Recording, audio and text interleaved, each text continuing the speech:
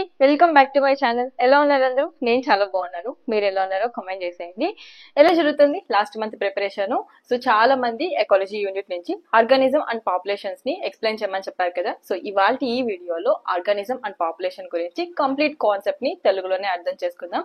అలాగే నీట్ లో ఈ చాప్టర్ నుంచి ఎటువంటి క్వశ్చన్స్ ని ఎక్స్పెక్ట్ చేయొచ్చు ఈ వీడియోలో అయితే మాట్లాడుకుందాం. So without any further delay let's get into the video. So first ఈ ఎకాలజీ చాప్టర్ మీకు కొంచెం కష్టంగా అవడానికి రీజన్ ఏంటి అంటే ఇందులో ఉన్న ఓట్స్, ఆ ఓట్స్ కన్నా మీకు పర్ఫెక్ట్ తెలుగు మీనింగ్ కన్నా తెలిస్తే ఈ చాప్టర్ అంత ఈజీ ఇంకేది లేదు. చాలా సింపుల్ చాప్టర్ అండ్ చాలా ఈజీగా ఉంటది. సో మరి నేర్చేసుకుందామా? మెయిన్ పాయింట్స్ మాత్రమే చెప్తాను, చాలా ఫాస్ట్ గా కవర్ చేసేయాలనుకుంటున్నాను. సో అందుకే మెయిన్ మాత్రమే చెప్తాను.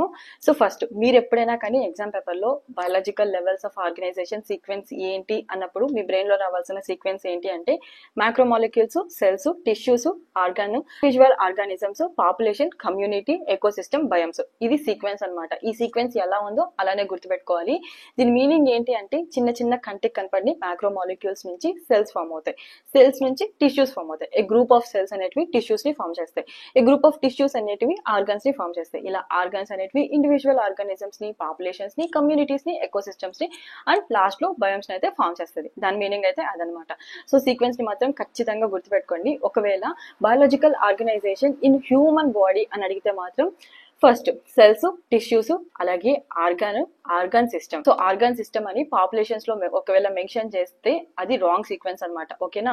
ఆర్గాన్ సిస్టమ్ అనేది బయాలజికల్ ఆర్గనైజేషన్ లో రాదు, ఓన్లీ హ్యూమన్ బాడీలో మాత్రమే ఆర్గాన్ సిస్టమ్ అనేది వస్తుంది. ఓకేనా? ఇక్కడ వరకు క్లియర్ కదా? అండ్ కింద ఉన్న పారాగ్రాఫ్ మీనింగ్ ఏం లేదు, జస్ట్ సింపుల్. అది అంతగా ఇంపార్టెంట్ కానీ కాదు, కానీ చెప్తున్నాను. బుల్బుల్ సాంగ్ ని ఎందుకు బర్డ్స్ పాడతాయి అనేదానికి, ఎలా పాడతాయి, అలాగే ఎందుకు పాడతాయి, హౌ టైప్ ఆఫ్ క్వశ్చన్స్, అలాగే why type of questions. How అనేది ఏది తెలుపుతుంది, హౌ ఎలా పాడుతుంది అంటే సో వోకల్ బాక్స్ ఉంది కాబట్టి బర్డ్ పాడుతుంది. అలాగే ఎందుకు పాడుతుంది బర్డ్? సో బికాస్ మేటింగ్, వాళ్ళ పార్ట్నర్ ని కమ్యూనికేట్ చేయడానికి బర్డ్ అనేది పాడుతుంది అనమాట. సో ఇదేం పెద్దగా ఇంపార్టెంట్ కాదు, కానీ మీకు తెలవాలనేసి చెప్తున్నాను అనమాట. పక్కన పెట్టేస్తే ఇంకొక మోస్ట్ ఇంపార్టెంట్ పాయింట్ ఏంటి అంటే వాట్ ఈస్ ఎకాలజీ. ఈ క్వశ్చన్ మీరు విన్నప్పుడు మీరు చేయాల్సిన ఆన్సర్ ఏంటంటే interactions between the organisms or among the organisms and its physical environment. అంటే ఏంటి దీని మీనింగ్? ఒక రెండు జీవుల మధ్య ఉన్న ఇంటరాక్షన్ కానీ, లేదంటే ఒక గ్రూప్ ఆఫ్ పీపుల్ మధ్య ఉన్న ఇంటరాక్షన్స్ కానీ, అలాగే వాటితో చుట్టుపక్కల ఉన్న పరిసరాలకి ఎటువంటి రిలేషన్ ఉంది అనేది దీని యొక్క మీనింగ్ అనమాట. అర్థమైంది కదా? వాట్ ఈస్ ఎకాలజీ అంటే between the organisms, among the organisms and its physical environment. చుట్టుపక్కల ఉన్న పరిసరాలకి ఈ ఆర్గానిజమ్స్ ఎలా రిలేషన్ లో ఉన్నాయి ఆర్ ఎలా రెస్పాండ్ అవుతున్నాయి అనేది దీని యొక్క మీనింగ్ అనమాట. ఓకేనా? అలాగే ఇంకొక విషయం ఏంటి అంటే బయోటిక్, అబయోటిక్. బయోటిక్ అంటే లివింగ్ థింగ్స్, ఏబయోటిక్ అంటే non living things. Non living things కి example physical environment. Physical environment అనేది నాన్ లివింగ్ థింగే కదా. సో అదనమాట. ఓకేనా? అర్థమైంది కదా? సో ఇంపార్టెంట్ పాయింట్ ఏంటి అంటే 4 లెవెల్స్ ఆఫ్ బయాలజికల్ ఆర్గనైజేషన్. ఇది కానీ చాలా ఇంపార్టెంట్, చాలా సార్లు ఎక్కువ సార్లు అడిగిన క్వశ్చన్ అనమాట. 4 లెవెల్స్ ఆఫ్ బయాలజికల్ ఆర్గనైజేషన్ అనే క్వశ్చన్ మీరు ఎప్పుడైతే విన్నారో మీ మైండ్ లో రావాల్సిన సీక్వెన్స్ ఏంటి అంటే ఆర్గానిజమ్స్, పాపులేషన్, కమ్యూనిటీ, బయోమ్స్. ఇంతకు ముందు ఆల్ ద బయాలజికల్ ఆర్గనైజేషన్ అని చెప్పినప్పుడు కమ్యూనిటీస్ తర్వాత ఎకోసిస్టమ్, బయోమ్స్ వస్తుంది. 4 లెవెల్స్ ఆఫ్ ఆర్గనైజేషన్ అని క్వశ్చన్ క్లియర్ గా మెన్షన్ చేసినప్పుడు organisms, population, communities and biomes. Okay కదా? ఎటువంటి డౌట్ లేదు కదా? ఇక్కడ వరకు ఇందులో నుంచి ఇంపార్టెంట్ టాపిక్స్ అనమాట. అండ్ ఈ వాటన్నిటికీ మీనింగ్ తెలిసింది కదా? ఇప్పుడు మెయిన్ సిలబస్ లోకి ఎంటర్ అయిపోదాం. ఇప్పుడు పాపులేషన్ అంటే ఏంటి, ఈ పాపులేషన్స్ నుంచి ఎటువంటి క్వశ్చన్స్ రావచ్చు అనేది చూద్దాం. సో ఫస్ట్ మనం ఎప్పుడైనా ఓన్లీ ఒక్క సింగిల్ జీవి మాత్రమే నివసించేది ఎప్పుడైనా చూసామా? లైక్ ఎప్పుడు కానీ మనం బయట కానీ చూసినప్పుడు అయితే ఏ గ్రూప్ ఆఫ్ క్రోస్ కానీ, లేదంటే ఏ గ్రూప్ ఆఫ్ పికాక్స్ కానీ, లేదంటే ఏదైనా కానీ కొన్ని గ్రూపులుగానే ఉంటాయి. కానీ ఎప్పుడైనా ఒకే ఒక్క పక్షిని కానీ, ఒకే ఒక్క జంతువుని కానీ చూసామా? లేదు కదా? ఇదే చెప్పారనమాట. ఇక్కడ కానీ రేర్లీ ఫైండ్ అవుతుంది ఒక్క సింగిల్ స్పీషీస్ అనేది ఉండడము. ఎప్పుడైనా కానీ ఏ గ్రూప్ ఆఫ్ స్పీషీస్ మాత్రమే నివసిస్తాయి. ఇప్పుడు కొన్ని బర్డ్స్ ఆర్ అనిమల్స్ తీసుకున్నాం అనుకోండి, ఏ గ్రూప్ ఆఫ్ అనిమల్స్ లేదంటే ఏ గ్రూప్ ఆఫ్ బర్డ్స్ లాగా ఉంటాయి కదా. సో అవి వాటి ప్లేసెస్ లో ఉంటాయి, సర్టెన్ జియోగ్రాఫికల్ ఏరియాస్ లోనే ఉంటాయి. అలాగే వాటి మధ్య షేర్ ఆర్ కాంపిటీషన్, షేరింగ్ అన్న ఉండొచ్చు, ఏదైనా కాంపిటీషన్, ఒకరు కొట్టుకుంటూ తినడం, లేదంటే కొన్ని జంతువులు షేర్ చేసుకొని తినడం, ఇలాంటివన్నీ చూస్తూ ఉంటాం కదా. సో అలాగే పొటెన్షియల్లీ ఇంటర్బ్రీడింగ్ అంటే రీప్రొడక్షన్ అనమాట. రీప్రొడక్షన్ చేసి వాటి యొక్క స్పీషీస్ ని అవి పెంచుకుంటూ ఉంటాయి కదా, ఇదనమాట. ఇక్కడ ఇంటర్బ్రీడింగ్ అంటే సెక్షువల్ సెక్షువల్ రీప్రొడక్షన్ అనమాట. సో ఇప్పుడు మీకు పాపులేషన్ అంటే ఏంటో అర్థమైంది కదా. ఏ గ్రూప్ ఆఫ్ అనిమల్స్ అయినా కానీ, బర్డ్స్ అయినా కానీ, ఏ గ్రూప్ ఆఫ్ స్పీషీస్. స్పీషీస్ అంటే ఒక జాతికి సంబంధించినవి. అవి బర్డ్స్ అయినా అనిమల్స్ అయినా ఏదైనా కావచ్చు. ఓకేనా. ఏ గ్రూప్ ఆఫ్ స్పీషీస్ అనేటివి పర్టికులర్ జియోగ్రఫికల్ ఏరియాలోనే ఉంటాయి. అలాగే వాటి మధ్య షేరింగ్ అయినా కాంపిటీషన్ అయినా ఉంటుంది. అలాగే పొటెన్షియల్ గా ఇంటర్బ్రీడింగ్ అనేది జరుగుతాయి. ఇవన్నీ క్వాలిటీస్ ఉంటే దీన్నే పాపులేషన్ అంటాం. ఓకేనా. పాపులేషన్ అనేది ఇంటర్బ్రీడింగ్ అంటే ఇక్కడ సెక్షువల్ రీప్రొడక్షన్ మాత్రమే. అలాగే పాపులేషన్ అసెక్షువల్ రీప్రొడక్షన్ ద్వారా కూడా వస్తుంది. కాకపోతే ఇక్కడ మనం పాపులేషన్ లెవెల్స్ లో చదువుతున్నాం కాబట్టి మెయిన్ గా సెక్షువల్ రీప్రొడక్షన్ అనేది మెయిన్ అనమాట. అలాగే ఇప్పుడు పాపులేషన్స్ కి ఎగ్జాంపుల్ గానే తీసుకుంటే all the cormorants in a wetland. అంటే ఇది ఒక లాంగ్ టైప్ ఆఫ్ బర్డ్స్ అనమాట.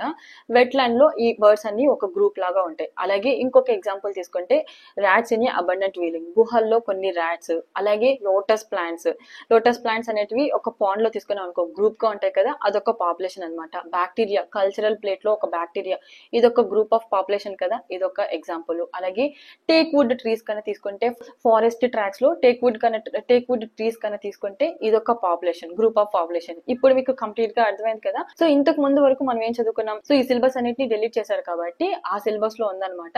ఏంటంటే సింగిల్ ఆర్గానిజమ్స్ ఎన్విరాన్మెంట్ కి తగినట్లు మారుతుంది అనమాట. దానికి ఎగ్జాంపుల్స్ చాలానే ఉన్నాయి. లైక్ ఫర్ ఎగ్జాంపుల్ ఇప్పుడు ఒక లిజర్డ్ ని తీసుకున్నాం అనుకోండి, సన్ ఎక్కువగా ఉంటే అది నీడలోకి వెళ్తుంది, చలి ఎక్కువగా ఉంటే అది మళ్ళీ ఎండలోకి వస్తుంది అనమాట. ఇది ఆర్గానిజమ్స్ యొక్క అడాప్టేషన్స్ అనమాట. ఆ సిలబస్ మొత్తం తీయేశారు కాబట్టి ఇంకా దాని గురించి మనకు అవసరం లేదు కదా. సో ఇప్పుడు ఒక ఇండివిజువల్ దాని ఎన్విరాన్మెంట్ కి తగినట్టు అది దాని యొక్క బాడీని అడాప్ట్ చేసుకోగలుగుతుంది. మరి పాపులేషన్ లో ఏమవుతుంది, న్యాచురల్ సెలెక్షన్ అనేది ఆపరేట్ చేస్తుంది అనమాట.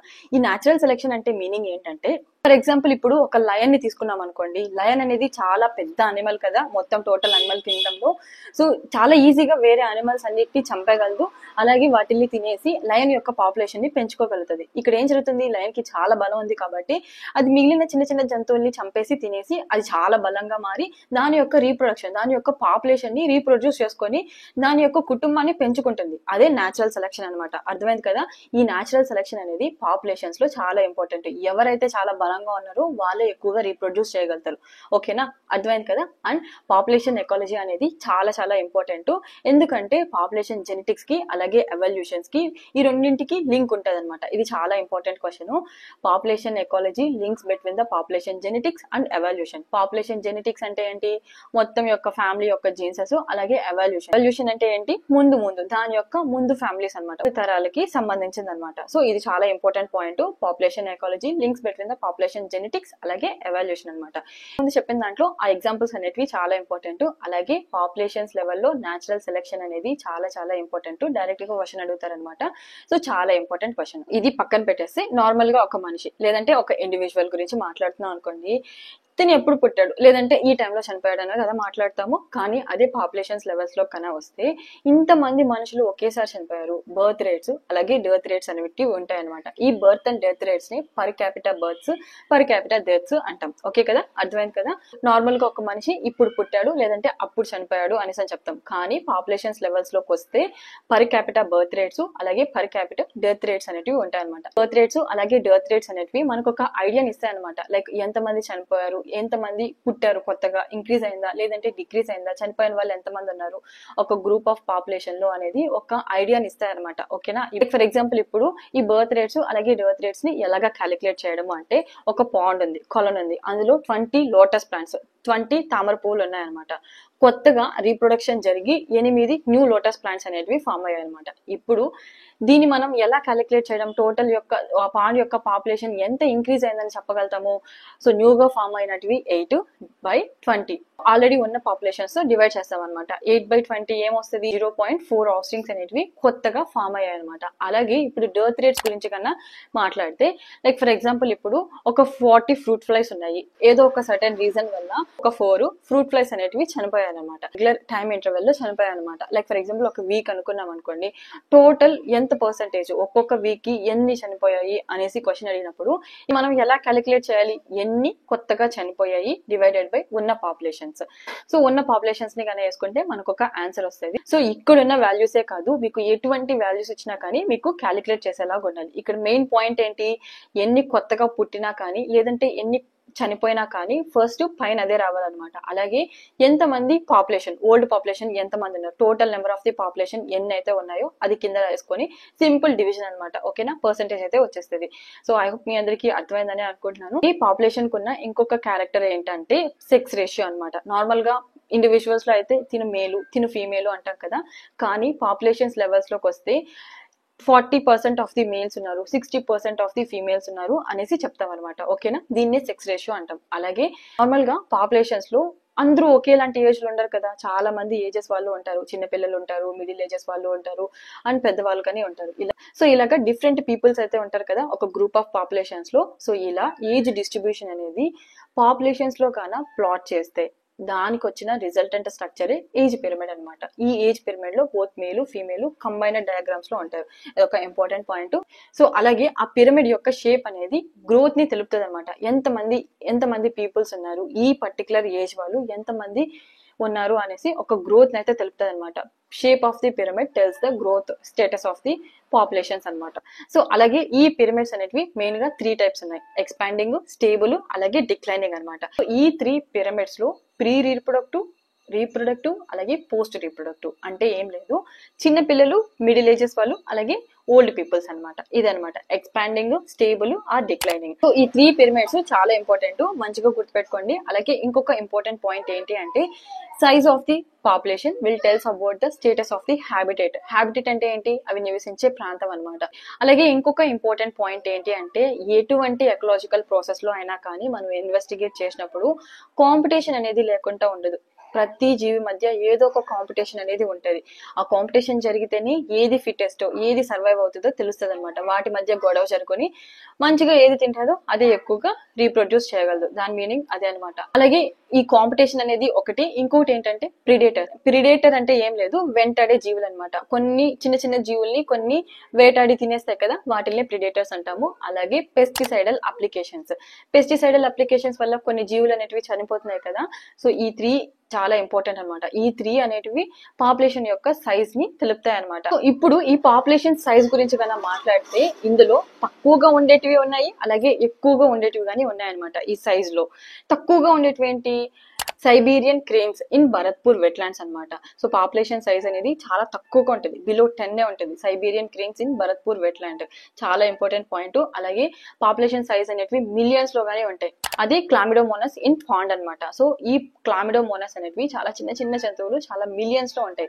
అలాగే ఈ సైబీరియన్ క్రేన్స్ అనేటివి చాలా తక్కువ ఉంటాయి అనమాట, బిలో 10 ఉంటాయి. రెండు పాపులేషన్ సైజే, చిన్నగా ఉన్నా కానీ పాపులేషన్ సైజే, అలాగే మిలియన్స్ లో ఉన్నా కానీ పాపులేషన్ సైజే అనమాట. ఈ పాపులేషన్ సైజ్ ని పాపులేషన్ డెన్సిటీ అని అంటాము. అలాగే దీన్ని n తో డినోట్ చేస్తాం అనమాట. అలాగే ఇంకొక ఇంపార్టెంట్ పాయింట్ ఏంటి అంటే ఈ పాపులేషన్ డెన్సిటీ అనేది ఎగ్జాక్ట్ గా ఎన్ని నెంబర్స్ ఉన్నాయో అన్ని నెంబర్సే క్యాలిక్యులేట్ చేయాల్సిన అవసరం లేదు. కొన్నిసార్లు ఇలా క్యాలిక్యులేట్ చేయడం చాలా కష్టం అవుతుంది, అలాగే క్యాలిక్యులేట్ చేయలేం కూడా.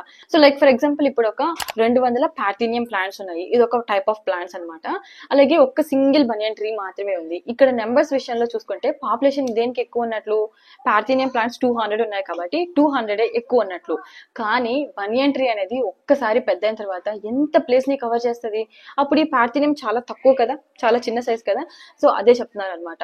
ఇటువంటి కేసెస్ లో బయోమాస్ ఆర్ పర్సెంటేజ్ కవర్ ని క్యాలిక్యులేట్ చేస్తాం. పాపులేషన్ డెన్సిటీని ఎలా క్యాలిక్యులేట్ చేస్తామంటే ఎంత కవర్ చేసింది, ఎంత పర్సెంటేజ్ ఆఫ్ ది ఏరియాని కవర్ చేసింది, లేదంటే బయోమాస్ ని కవర్ చేసింది అన్న దాన్ని బట్టి పాపులేషన్ సైజ్ ని డిటర్మైన్ చేస్తాం అనమాట. అలాగే ఇంకొక పాయింట్ ఏంటి అంటే ఈ టోటల్ నెంబర్ ఎగ్జాక్ట్ గా ఎన్ని నెంబర్స్ ఉన్నాయి అనేటివి కొన్ని పరిస్థితుల్లో మనం కౌంట్ చేయలేము అనమాట. పాపులేషన్ చాలా హెవీగా ఉన్నారు, హ్యూజ్ ఉన్నారు, చాలా ఎక్కువ మంది ఉన్నారు. కౌంటింగ్ అనేది చాలా కష్టం, అందరినీ కౌంట్ చేయడం. అలాగే టైం కన్జ్యూమింగ్, ఎక్కువ టైం అనేది పడుతుంది అనమాట అందరినీ కౌంట్ చేసుకుంటూ కూర్చోవాలంటే. లైక్ ఫర్ ఎగ్జాంపుల్ ఇప్పుడు బ్యాక్టీరియా కల్చరల్ ప్లేట్ లో తీసుకుని అనుకోండి, చాలా టైం పడుతుంది అనమాట. ఎన్ని ఉన్నాయి, ఎందుకంటే కొన్ని మిలియన్స్ లో ఉంటాయి. అలాంటప్పుడు మనకి టోటల్ నెంబర్ అనేది అవసరం లేదనమాట, చాలా టైం కన్స్యూమింగ్ ప్రాసెస్ కాబట్టి అలాంటప్పుడు మనకి టోటల్ నెంబర్ ఎగ్జాక్ట్ గా ఎన్ని ఉన్నాయో అన్ని అవసరం లేదనమాట. కొన్ని ఎకలాజికల్ ఇన్వెస్టిగేషన్స్ లో ఎగ్జాక్ట్ గా పాపులేషన్ డెన్సిటీని కానీ మెజర్ చేయాల్సిన అవసరం లేదనమాట. రిలేటివ్ పాపులేషన్ డెన్సిటీస్ ఈక్వల్ గా వర్క్ చేస్తాయి అనమాట. లైక్ ఫర్ ఎగ్జాంపుల్ ఇప్పుడు ఒక వల వేసాము ఒక పాండ్ లో, ఆ వలలో ఎన్ని చేపలు అయితే పడ్డాయో ఆ చేపలు పడిన చేపలే బట్టి ఆ టోటల్ పాపులేషన్ ఎంత ఉందో ఆ పాండ్ లో అనేది తెలిసిపోతుంది అనమాట. నేషనల్ పార్క్స్ లో యాక్చువల్ గా ఈ టైగర్స్, లయన్స్ ని మనం యాక్చువల్ గా కౌంట్ చేయలేము, అలాగే వాటిని డైరెక్ట్ గా చూడలేము. కానీ వాటి యొక్క పాపులేషన్ ని ఎలా కనిపెడతామంటే ఫేషియల్ పల్లెట్స్ అలాగే పగ్ మార్క్స్ అనమాట. వాటి వేలి ముద్రలు అలాగే వాటి డైజెషన్ వేస్టేజెస్ ని బట్టి అవి ఎన్ని కౌంట్ ఉన్నాయో రిలేటివ్ అప్రాక్సిమేట్ గా ఇన్ని ఉన్నాయి అనేసి మనం పాపులేషన్ డెన్సిటీని అయితే క్యాలిక్యులేట్ చేస్తాం అనమాట. ఐ హోప్ మీ అందరికీ అర్థమైందని అనుకుంటున్నాను. ఇంపార్టెంట్ పాయింట్స్ ఈ పారాగ్రాఫ్ నుంచి ఏంటి అంటే, ఫస్ట్ ఇది భరత్పూర్ వెట్లాండ్స్ లో సైబీరియన్ క్రేన్ అనేవి వాటి యొక్క పాపులేషన్ బిలో 10 మాత్రమే ఉంటుంది. అలాగే క్లామిడోమోనస్ పాపులేషన్ సైజ్ ని కనుక చూసుకుంటే మిలియన్స్ లో ఉంటాయి. ఇది చాలా ఇంపార్టెంట్. అలాగే 200 పార్థేనియం ప్లాంట్స్ ఉంటాయి, 1 బనియన్ ట్రీ ఉంటుంది. ఈ రెండింటిని గాన పాపులేషన్ సైజ్ ని మెజర్ చేయాలంటే పర్సెంటేజ్ కవర్ ఆర్ బయోమాస్ ని బేస్ చేసుకొని పాపులేషన్ సైజ్ అనేది క్యాలిక్యులేట్ చేస్తాం అనమాట. అలాగే ఎకలాజికల్ ఇన్వెస్టిగేషన్స్ లో రిలేటివ్ పాపులేషన్ డెన్సిటీస్ అనేటివి ఈక్వల్ గా వర్క్ చేస్తాయి అనమాట. పాపులేషన్ డెన్సిటీకి అప్రాక్సిమేట్ గా ఈక్వల్ గానే ఉంటాయి అనమాట values. Number of the fish, ఎన్ని ఫిషెస్ అయితే ఒక వలలో చిక్కుకున్నాయో దాన్ని బేస్ చేసుకొని ఫిషెస్ అయితే ఉన్నాయో ఆ పాండ్ లో అనేది క్యాలిక్యులేట్ చేయొచ్చు అనమాట. రిలేటివ్ డెన్సిటీస్ అనేది చాలా ఇంపార్టెంట్. అండ్ ఇంకొక ఇంపార్టెంట్ పాయింట్, చాలా చాలా చాలా ఇంపార్టెంట్ పాయింట్ ఏంటి అంటే టైగర్ సెన్సస్. నేషనల్ పార్క్స్ లో టైగర్స్ ఇన్ని ఉన్నాయి అని దేన్ని బేస్ చేసుకొని చెప్తాము అంటే పగ్ మార్క్స్ అలాగే ఫేషియల్ ప్యాలెట్స్ ని బేస్ చేసుకొని టైగర్ ఎన్ని ఉన్నాయి నేషనల్ పార్క్స్ లో అనేది కౌంట్ చేస్తారనమాట. ఓకేనా, ఈ పారాగ్రాఫ్ నుంచి ఇవన్నీ చాలా చాలా ఇంపార్టెంట్. నెక్స్ట్ గ్రోత్ గురించి కనుక తెలుసుకుంటే ఇంపార్టెంట్ పాయింట్ ఏంటి అంటే ఈ పాపులేషన్ సైజ్ అనేది ఒక స్టాటిక్ పారామీటర్ కాదనమాట. ఎందుకు, పాపులేషన్స్ లో చేంజెస్ జరుగుతూనే ఉంటాయి. ఎప్పటికీ ఒకేలాంటి మనుషులు ఉండిపోరు కదా. చిన్న పిల్లలు పుడుతూ ఉంటారు, వాళ్ళు పెద్ద అవుతూ ఉంటారు, వాళ్ళు మళ్ళీ ఓల్డ్ ఏజ్ పీపుల్స్ లాగా కన్వర్ట్ అవుతూ ఉంటారు, చనిపోతూ ఉంటారు, మళ్ళీ పుడుతూ ఉంటారు, ఇలాగా పెరుగుతూనే ఉంటది, తగ్గుతూనే ఉంటది కదా. సో అందుకని పాపులేషన్ సైజ్ అనేది not a static parameter. Main గా ఈ పాపులేషన్ సైజ్ అనేది 3 ఫ్యాక్టర్స్ మీద డిపెండ్ అయి ఉంటది అనమాట. అవైలబిలిటీ ఆఫ్ ది ఫుడ్ ఎంత అవైలబుల్ లో ఉంది, అలాగే ప్రిడేటర్ ప్రెషర్, కాంపిటీషన్ లేకుండా ఉంటే అవే కదా ఎక్కువ రీప్రొడ్యూస్ చేయగలుగుతాయి. అలాగే రెడ్యూస్డ్ వెదర్ అనమాట. ఈ అనిమల్స్ కి, ఈ బర్డ్స్ కి, వీటన్నిటికీ వెదర్ అనేది చాలా ఇంపార్టెంట్ ఫ్యాక్టర్ అనమాట. వెదర్ క్లైమాటిక్ కండిషన్స్ వాటికి కంఫర్ట్ గా ఉంటేనే అవి జీవించగలవు అనమాట. సో ఈ 3 పాయింట్స్ చాలా ఇంపార్టెంట్ పాపులేషన్ సైజ్ ని డిటర్మైన్ చేయడానికి. ఈ 3 పాయింట్స్ లో గానా ఫ్లక్చువేషన్స్ గానా వస్తే, ఒకవేళ ఎటువంటి ఫ్లక్చువేషన్స్ వచ్చినా గానీ కొన్ని ఇంక్రీజ్ చేస్తాయి, కొన్ని డిక్రీజ్ చేస్తాయి కదా. లైక్ ఫర్ ఎగ్జాంపుల్ ఇప్పుడు వెదర్ బాగుంది, ఫుడ్ అవైలబిలిటీ బాగుంది, ప్రిడేటర్ ప్రెషర్ ఎక్కువ లేదు, అప్పుడు పాపులేషన్ సైజ్ అనేది ఇంక్రీజ్ అవుతుంది. లేదు వీటిల్లో ఏదో ఒక పాయింట్ ఉంది, వాటిల్లో ప్రిడేటర్ ప్రెషర్ ఎక్కువ ఉంది, లేదంటే క్లైమాటిక్ కండిషన్స్ బాగలేదు అనుకున్నప్పుడు ఈ వీటి యొక్క పాపులేషన్ సైజ్ అనేది తగ్గిపోతుంది కదా. సో ఈ పాపులేషన్ సైజ్ ని మెయిన్ గా డిటర్మైన్ చేసేటివి ఈ 3 పాయింట్స్ అనమాట. ఓకేనా, అలాగే పాపులేషన్ సైజ్ అనేది మెయిన్ గా 4 బేసిక్ ప్రాసెస్ పైన డిపెండ్ అయి ఉంటుంది అనమాట. ఏదైనా పర్టికులర్ హ్యాబిట్ అవి నివసించే ప్రాంతంలో అలాగే పర్టికులర్ టైం పీరియడ్ లో 4 బేసిక్ ప్రాసెస్ పైన డిపెండ్ అయి ఉంటుంది అనమాట. ఫస్ట్ ఇది ఏంటంటే నెటాలిటీ, మోటాలిటీ, అలాగే ఇమిగ్రేషన్ అనమాట. ఈ 4 నెటాలిటీ, ఇమిగ్రేషన్ అనేటివి 2 ఇంక్రీజ్ చేస్తాయి అనమాట పాపులేషన్ సైజ్ ని. అలాగే మోటాలిటీ అలాగే ఎమిగ్రేషన్ వచ్చి డిక్రీజ్ చేస్తాయి అనమాట. చాలా ఇంపార్టెంట్ పాయింట్, ఏది ఇంక్రీజ్ చేస్తుంది ఏది డిక్రీజ్ చేస్తుంది అనేసి. నెటాలిటీ అలాగే ఇమిగ్రేషన్, మోటాలిటీ అండ్ ఎమిగ్రేషన్ అనేటివి డిక్రీజ్ చేస్తాయి, అవి ఫస్ట్ చెప్పినట్వి ఇంక్రీజ్ చేస్తాయి అనమాట. ఇప్పుడు వాట్ ఈస్ నెటాలిటీ? నెటాలిటీ అంటే ఏంటి? Number of the birds. ఒక పర్టికులర్ టైం పీరియడ్ లో పర్టికులర్ హ్యాబిటేట్ లో ఎన్ని కొత్తగా పుట్టాయో దాన్ని నెటాలిటీ అంటాం. అలాగే మోర్టాలిటీ అంటే ఏంటి? నెంబర్ ఆఫ్ ది డెత్స్, ఎన్ని చనిపోయాయి పర్టికులర్ పీరియడ్ లో పర్టికులర్ హ్యాబిటేట్ లో ఎన్ని చనిపోయాయో దాన్ని మోర్టాలిటీ అంటాం. అలాగే ఇమిగ్రేషన్ అంటే ఏంటి? మీరు ఎప్పుడైనా చూస్తుంటే కొన్ని బర్డ్స్ లేదంటే కొన్ని అనిమల్స్ ఆ పర్టికులర్ క్లైమాటిక్ కండిషన్స్ అవి వాటికి సెట్ అవ్వట్లేదు, లేదంటే ప్రిడేటర్ ప్రెషర్స్ ఎక్కువ ఉంది అనుకున్నప్పుడు అక్కడి నుంచి వేరే ప్లేసెస్ కి వెళ్ళిపోతాయి అనమాట, వలస వెళ్ళిపోతుంది. కొంతమంది మనుషులు కానీ వెళ్ళిపోతూ ఉంటారు కదా. మీరు ఎప్పుడైనా విలేజెస్ లో ఉండే వాళ్ళకి ఇది తెలుస్తుంది. సడన్ గా నైట్ కి నైట్ కొంతమంది జనాలు వచ్చేస్తారనమాట. పర్టికులర్ గా విలేజెస్ లో వాళ్ళు ఎక్కడి నుంచి వస్తారో తెలియదు, కొన్ని రోజుల పాటు అక్కడే ఉంటారు, కొన్ని రోజులు అయిపోయిన తర్వాత మళ్ళీ సడన్ గా మాయమైపోతారు అనమాట. ఇలా కొన్ని ప్లేసెస్ కి వలస వెళ్తూనే ఉంటారు. అలాగే బర్డ్స్, అనిమల్స్ కానీ ఇలాగ కొన్ని ప్లేసెస్ కి వలస వెళ్తారు అనమాట. So number of the individuals of same species, ఈ జాతికి చెందిన కొన్ని నెంబర్ ఆఫ్ ఇండివిజువల్స్ అనేటివి ఎక్కడి నుంచో ఒక హ్యాబిటేట్ కి వస్తాయి అనమాట. ఎక్కడి నుంచి అయినా రావచ్చు. సో ఈ హ్యాబిటేట్ కి వచ్చిందాన్ని ఇమిగ్రేషన్ అంటాం. ఓకేనా, అలాగే ఎమిగ్రేషన్ అంటే ఏంటి? ఇంతకు ముందు ఆల్రెడీ చెప్పాను కదా, రెడ్యూస్డ్ వెదర్ అయినా కానీ ప్రిడేటర్ ప్రెషర్ అయినా కానీ కొన్ని జంతువులు, కొన్ని నెంబర్ ఆఫ్ ది ఇండివిజువల్స్ అనేటివి వాటి యొక్క హ్యాబిటేట్ నుంచి వలస వెళ్ళిపోతాయి అనమాట. ఎక్కడికైనా వెళ్ళిపోవచ్చు, వాటి యొక్క హ్యాబిటేట్ ని వదిలి వేరే ప్లేసెస్ కి ఎక్కడికైనా వెళ్ళిపోతాయి అనమాట. దాన్నే ఎమిగ్రేషన్ అంటాం. ఓకేనా, ఇప్పుడు పాపులేషన్ డెన్సిటీ అనేది n, time period t, population density at time period వచ్చి t+1 అనమాట. సో టోటల్ ఈక్వేషన్ ఏంటి, nt+1 is equals to nt bracket లో birth plus emigration minus death అలాగే ఎమిగ్రేషన్ అనమాట. చాలా చాలా చాలా ఇంపార్టెంట్ ఈక్వేషన్, ఖచ్చితంగా గుర్తుపెట్టుకోండి. పాపులేషన్ డెన్సిటీ ఎన్ అలాగే time period T, density at the time period equation అన్నప్పుడు ఈ ఈక్వేషన్ అనేది చాలా ఇంపార్టెంట్ అనమాట. సో అలాగే బర్త్ రేటు అలాగే ఇమిగ్రేషన్ పాపులేషన్ సైజ్ ని ఇంక్రీజ్ చేస్తుంది కదా, అండ్ డెత్ అలాగే ఇమిగ్రేషన్ పాపులేషన్ సైజ్ ని డిక్రీజ్ చేస్తుంది అనమాట. నార్మల్ గా ఇండివిజువల్స్ లో బర్త్ అలాగే డెత్ రేట్స్ అనేటివి చాలా కామన్, కానీ ఇమిగ్రేషన్ అనేటివి పర్టికులర్ ఇప్పుడు ఒక న్యూ హ్యాబిటెట్ కాలనైజ్ అవుతుంది, ఒక న్యూ ప్లేస్ అక్కడ కొత్తగా ఇప్పుడే ఏర్పడుతుంది. సో అలాంటి పరిస్థితుల్లో ఇమిగ్రేషన్ అనేది ఫస్ట్ ఉంటది అనమాట. ఓకేనా, అర్థమైంది కదా.